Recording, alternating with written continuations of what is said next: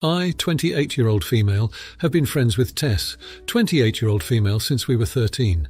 Tess is currently in the process of divorce from Stephen, 30-year-old male. Tess and Stephen have 2 young children, 19 months old and 4 years old.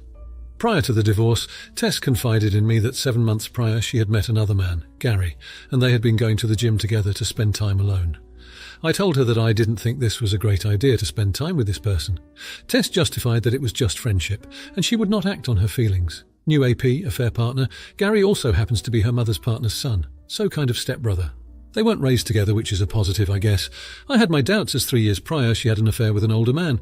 She also once proudly came to my house flaunting her then affair partner on FaceTime. Please also note that my husband Ryan, 34-year-old male, has also been friends with Stephen for about 13 years. I found it incredibly weird at the time that she was flaunting her affair and told Tess I didn't appreciate her putting us in a position where we are expected to hide her secret. I tried to give the benefit of the doubt as she was suffering from postpartum depression, and I know it can manifest in strange ways. I told Tess that I didn't agree with her hanging out with this guy, and it wasn't fair to her husband. It was also pretty morally wrong. Tess then goes on to talk about her husband in a pretty negative way, saying he isn't a good father, he doesn't do enough around the house, etc. From knowing Stephen, from my perspective, he has a wonderful relationship with his children, always engaging with them and playing. For the housework, I can't comment. Regardless, you shouldn't have an affair when you're married. Please know this is the first I had heard of her having any issues with him in 8 years of marriage. Tess then decided I was being judgmental of her situation and stopped speaking to me, but she thought it would be a great idea to message my husband. I slept with Gary today, don't tell OP. My husband told me as soon as he received the message, as he thought it was a weird message to get from one of my friends. I asked Tess to respect my boundary of not discussing her extramarital intimacy escapades with my husband, and she didn't take it well. She said I was being a judgmental friend and she wanted to tell someone. I argued she could have told literally anyone else. To me, this behaviour comes across as saying, my legs are open if you want. Once Tess finally ended her marriage, she began her relationship with Gary publicly.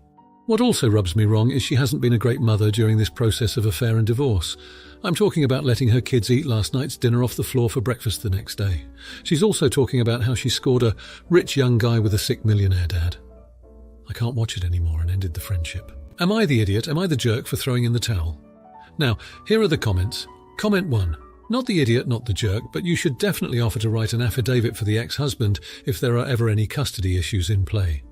I recently accompanied my friend during her child custody hearing, and an affidavit and witness testimony from one of her husband's friends really made a huge impact on the judge's decision. He was able to speak calmly and concisely about very specific conversations he had with the ex-husband regarding the children. The ex even told this guy that his eldest, a 9-year-old daughter, was his enemy, which is why he was so strict with her. My friend's ex had sued her for 50/50ths because she was following their separation agreement of every other weekend and 1 weeknight dinner, and he wanted more time because that's what good dads do. Thanks to this affidavit and testimony, along with nearly a dozen other affidavits from friends and family, my friend was granted majority physical custody in a very strong 50/50 state. Comment 2, not the idiot. Tess isn't your friend. Telling your husband that she has intimacy with someone else and not to tell you was an attempt to break up your marriage, as well as hurt her husband. Hoping he either keeps it a secret and she tells you later about their secrets, or he takes her up on her offer to have a turn. If you stay friends, what happens the next time you annoy her? Will she do the same again? What if she lies and publicly claims that your husband came onto her? You end up looking like a fool for taking back a cheating husband, even if nothing happens. No good person with 2 kids would deliberately break up their family with a public affair. Even if they felt they needed to escape, they'd want to avoid the acrimony, so co-parenting was as easy as possible. Stephen should consider having paternity tests done. Comment 3. It doesn't sound like you two are, and we're close at all. You didn't say anything about her affair because she had postpartum. How does that logic even play out? Also, if your husband was such a good friend, he wouldn't have informed your friend's husband of the text he received. Your friend isn't sick. She's gleefully spraying her affair into other people's faces. It's self-destructive and selfish and self-centered, but she's hurting multiple people, and you're enabling it by not telling her straight how despicable she's being to her children. It sounds like she's always been this gross. Maybe you just weren't paying attention. It's not your fault she's like this, but to come online and paint her as bad, but you as enabling isn't a good look either. Now, for the next story. Okay, so some context. Me and my ex-wife share an 11-year-old son together. Up until now, she was a stay-at-home mum while I worked full-time. After the divorce, I got full custody due to some unrelated reasons, but I realised I couldn't feasibly care for a kid full-time while focusing on my business. So I made the decision to send him to a good boarding school in the state so that my ex could get her visitation with him. So recently, my ex-wife called me after his first month at school to ask if I could bring him back home instead of boarding school, since she believed it would be better for him to be raised by a parent rather than at boarding school. I told her if that's what she wanted for him, she could take care of him, and I'd be happy to pay child support to her. She told me that I was being a bad father, and I know why she can't spend time being a full-time parent currently, and it's my turn to step up for him. I told her I simply didn't have the time or energy to balance being a good parent full-time and working, and this was the best for both of us, since he would be well looked after and taken care of. Now, here are the comments. Comment 1. You're the idiot. Why do people have kids if they're not going to be parents? It's one thing if a kid is out of control and parents have reached their limits and this is the best option, but no, this kid has simply become inconvenient. You didn't accept that making the decision to create a human being came with sacrifices, and instead of making them, you're going to pay to make it go away. Your wife is right, and you're fulfilling every fear this kid probably has about the divorce being his fault. He will learn you aren't dependable and don't have an interest in him. He will learn you throw money at problems rather than expend your own energy. And he will learn that's what it means to be a parent and possibly repeat the cycle in the future. Justify your actions all you want, not like internet people are going to change your mind. Just be ready to live with any consequences. You can't put zero effort into being a parent and then complain about how your kid turns out. And you also can't put zero effort into being a parent and then complain to the school about any methods you disagree with. Parents who delegate raising their child to teachers and then expect them to raise an entire classroom of different children exactly how they themselves would are just pathetic. Comment 2. You're the idiot. He's your son. Your son is more important than your ever-fucking business. Another poor kid who will grow up without a father meaningfully in the picture. And worst of all, it's not because you OD'd or something. It's because you just don't care. Give your ex full custody and make payments. At least then he'll have a mother. Oh wait, I should have thought, if you have full custody it's because his mom has to be a total wreck, so you can't send him there because he'd probably be in danger. After the divorce I got full custody due to some unrelated reasons, but I realised I couldn't feasibly care for a kid full-time while focusing on my business.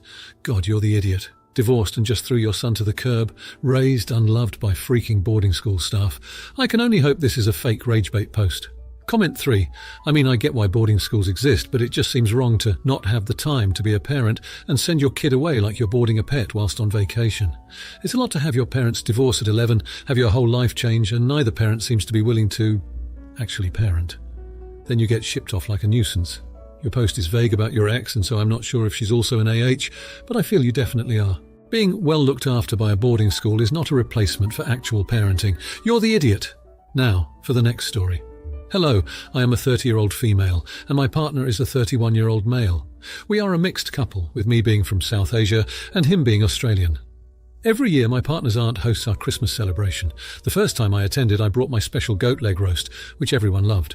However, since I come from a Muslim family and have a different culture, I decided to cook something I am familiar with. Unfortunately, for the next Christmas, the aunt asked me to bring a salad instead. I bought one from the supermarket, as I knew my homemade salad would not fit the Christmas theme. The following year, she asked me to bring fruits. Due to the distance and summer heat, I chose fruits that would not spoil quickly. However, when I went to use the bathroom, I was told that I should use a different one, as the previous year's toilet was designated as the guest toilet. Feeling insulted, I decided that I no longer wanted to attend the family Christmas. My partner believes that his aunt's behaviour is due to a mental disorder and advised me not to take it personally.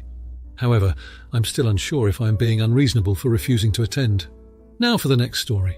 My teenage brother came to visit me along with our dad. My mum joined a couple days later, and altogether they stayed for like a week. Brother is autistic and he prefers to just eat fried chicken for every meal. He will have rice and some curries sometimes too, but like 85% of his meals are fried chicken. I was making prawn pasta from scratch for my dad, and my brother asked if I could make him some because he liked the look of it. So I did.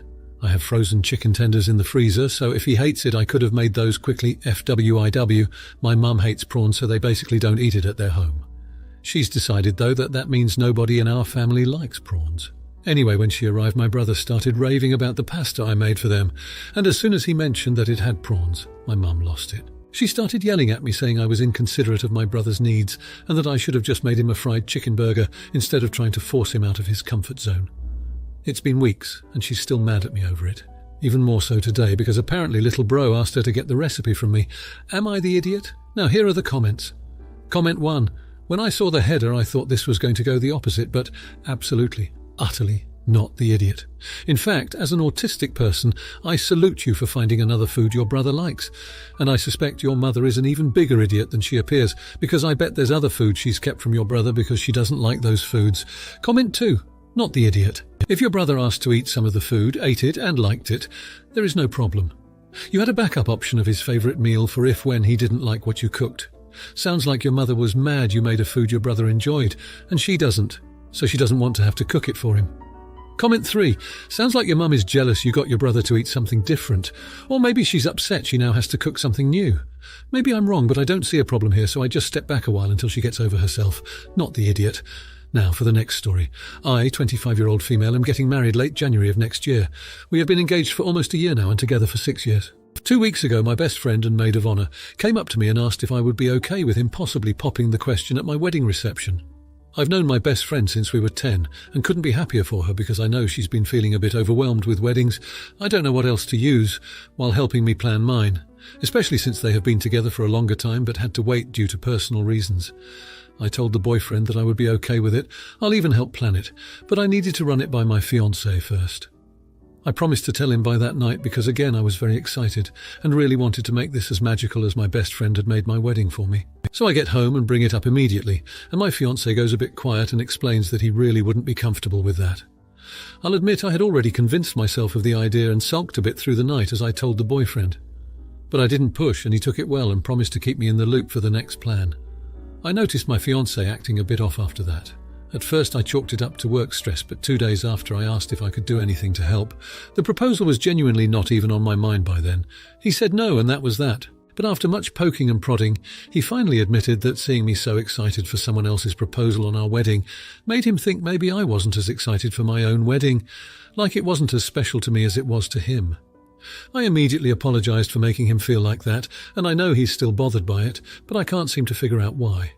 If you liked this video, you'll probably like these too. Also, while you're here, please consider subscribing. It's your support that keeps this channel alive and allows me to make better and longer videos. Have a great day.